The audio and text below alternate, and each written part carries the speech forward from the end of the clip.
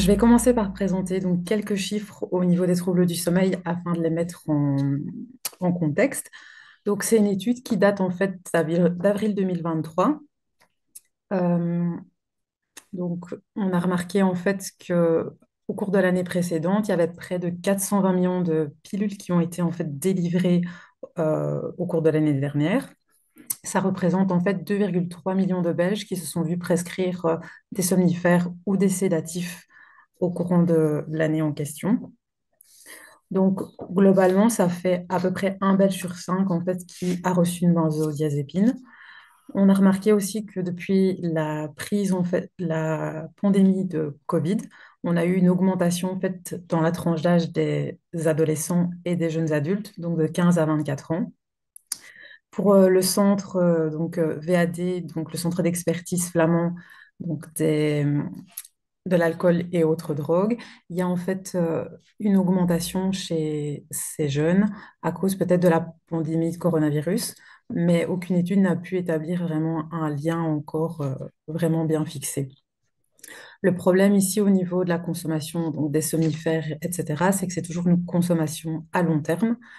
On a en fait rarement des personnes qui prennent ça de manière ponctuelle comme c'est recommandé.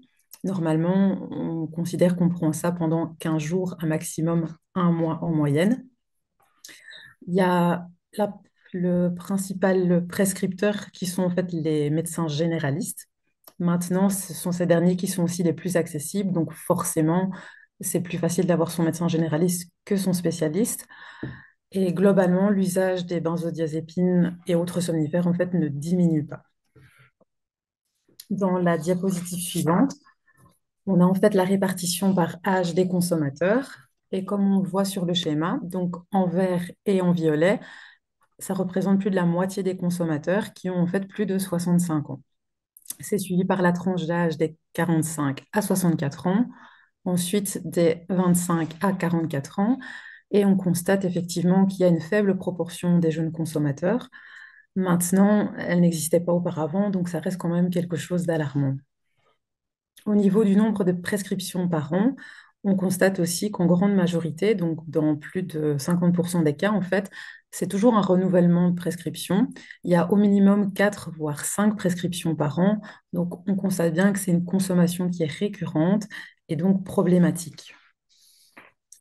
Au niveau de la diapositive suivante, on a en fait la présentation des molécules qui sont principalement consommées. Que ce soit dans la population totale ou la population donc, des plus de 65 ans, il y a vraiment un top 3 qui reprend l'alprazolam, le lorazépam et le zolpidem. Ici, on va présenter donc quelques chiffres au niveau en fait du sommeil.